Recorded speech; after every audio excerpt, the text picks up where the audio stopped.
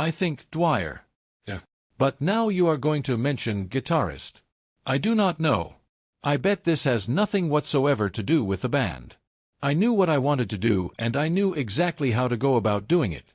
Jimmy Page is 82 years old. He has not put out a single album since 1988. Yet Forbes magazine has just ranked him the greatest rock guitarist who ever lived. He spent 50 years protecting one secret. His bandmates never talked about it. His managers buried it deep. And now, at 82 years old with nothing left to lose, Jimmy Page has finally let it out. What he just revealed has completely shaken the entire music world. And once you hear it, you will never be able to listen to Led Zeppelin the same way ever again. The man at 81. On the 9th of January, 2025, Jimmy Page turned 81 years old. He has received the Officer of the Order of the British Empire for charity work he did in Brazil. He received a Grammy Lifetime Achievement Award together with Led Zeppelin. He received honorary doctorates from the University of Surrey and from Berklee College of Music in Boston. He received a United Nations Award for Peace in 2010. President Obama honored him at the Kennedy Center in December 2012. He became an honorary citizen of Rio de Janeiro. Forbes magazine named Led Zeppelin the greatest rock band of all time with Page as its defining architect and mastermind. Inside Tower House, the archive that Page has spent 50 years putting together contains the original master tapes from the Led Zeppelin recording sessions, instruments from every single period of his career, original artwork, documents, photographs, and a huge body of unreleased material whose full extent is known only to him alone. In 2024, his official social media accounts talked about the Coverdale Page album from 1993 and hinted at a possible expanded release that would include a previously unheard track called Saccharine. His creative partner David Coverdale had talked about a box set of the same album as far back as 2018 without it ever actually coming together. Whether this represents a new creative project or just an archival impulse is not yet clear. I am never not doing something, and I am never not doing something that is going to surprise people. He told Classic Rock magazine that back in 2020, and he was not being vague or unclear about it at all. In that same interview, he talked directly about the question of regrets. Regrets can grow into resentments, and I try not to hold resentments. The thing that I have found is that if you come up against an obstacle, then I can think of numerous ways of getting around it.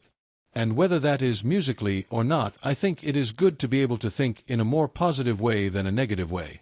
His family history covers 6 full decades and several different countries. His daughter Scarlet Page, who was born in 1971 to French model Charlotte Martin, became a professional photographer. His son James Patrick Page III was born in April 1988 to his first wife Patricia, a model he met when she was working as a waitress in New Orleans during the band's American tour. They got married in December 1986 and divorced in 1995.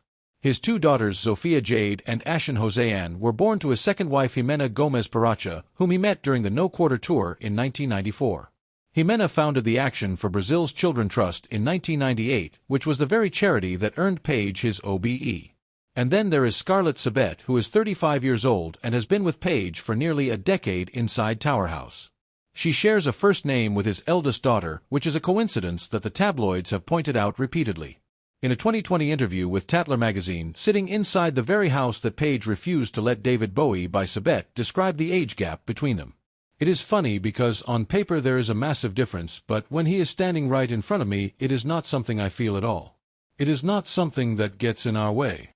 Page has been sober for a number of years now. Sabet talks about this not as some kind of limitation but as a shared value between them. The man who once consumed substances at the kind of scale that should have completely ended careers and lives now cooks meals in a kitchen in Holland Park and makes his partner laugh more than anyone else in her life does. The legacy requires absolutely no further additions to be considered complete. Led Zeppelin 4 alone has sold over 37 million copies. A band that broke up in December 1980 still outsells the majority of active artists who are out there working today.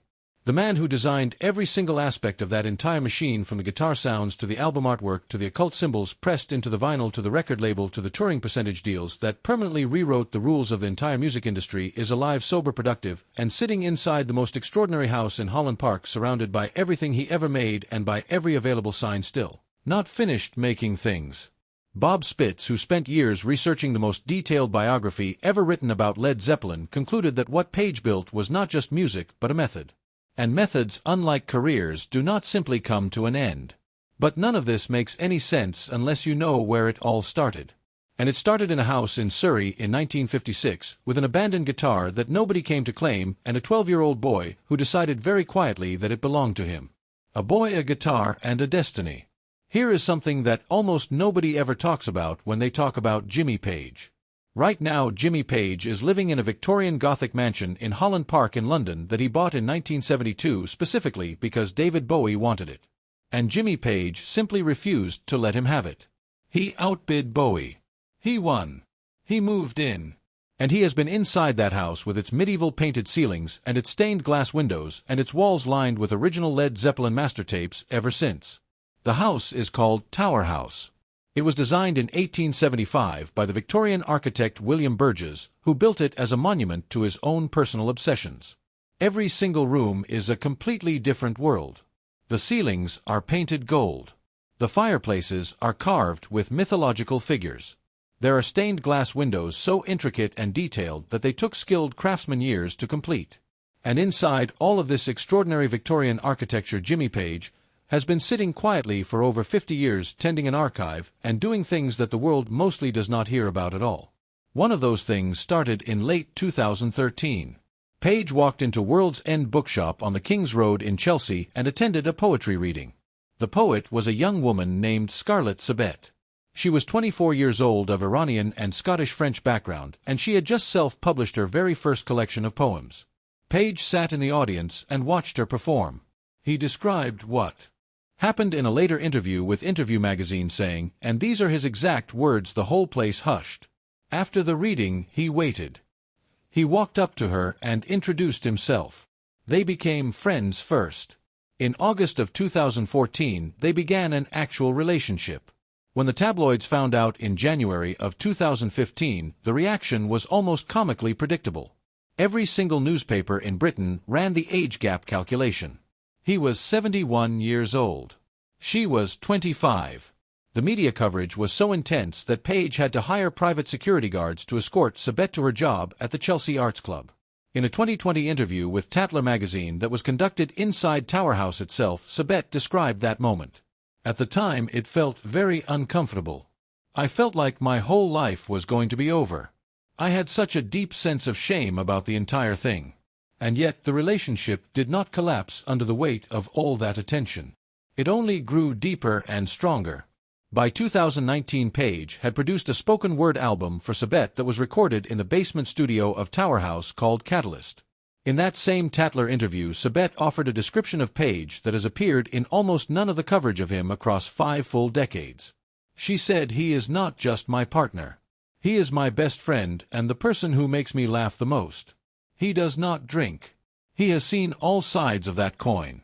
He has lost his best friends. And now the man that the whole world thinks it knows everything about lives quietly inside his extraordinary house in Holland Park. No large gatherings, just his children visiting, and a life that by all accounts is strikingly ordinary and genuinely happy." But to understand why Forbes made that call about him, and to understand the full weight of what Jimmy Page actually built, you have to go all the way back to a house in Surrey in 1956, to an abandoned guitar that nobody came to claim, and to a 12-year-old boy who decided very quietly that it belonged to him. The discovery. The guitar was a campfire-style acoustic with a round hole, the kind that teenagers used for skiffle music. It had been left behind in the house that the Page family moved into on Miles Road in Epsom, Surrey.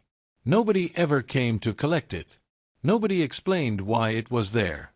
James Patrick Page, born on the 9th of January, 1944 in Heston, Middlesex, picked it up.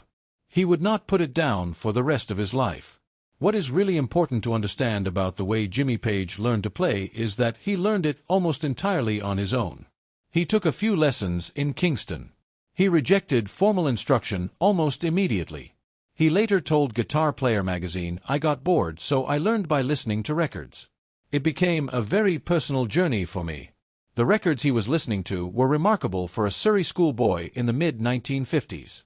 Scotty Moore, the guitarist on Elvis Presley's Sun record sessions, whom Page later called monumental. Cliff Gallup, who played for Gene Vincent and his Blue Caps. Elmore James and B.B. King, deep in the American blues tradition.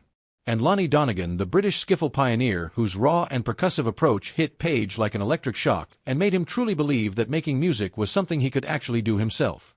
In 1957, at the age of 13, Page appeared on BBC One on a program called All Your Own. His skiffle group performed Mama Don't Want to Skiffle Anymore and a lead belly cover. When the host asked the boy on camera what he wanted to do with his life, Page said he wanted to do biological research to find a cure for cancer, and then added with complete sincerity that he was not sure he had enough brains for that. 3 years later, he left school at 15 after a confrontation with the school's deputy head, who had been openly dismissive and critical about his musical ambitions. He left with 4 O-levels and never once looked back. At Ewell County Secondary School, a slightly older student named Rod Wyatt had taught Page his first proper chords together with a third boy named Pete Calvert.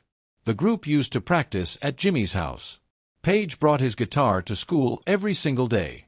The teachers confiscated it during class time and gave it back at the end of lessons. Page waited at that school bell like a man waiting for a prison sentence to finally end.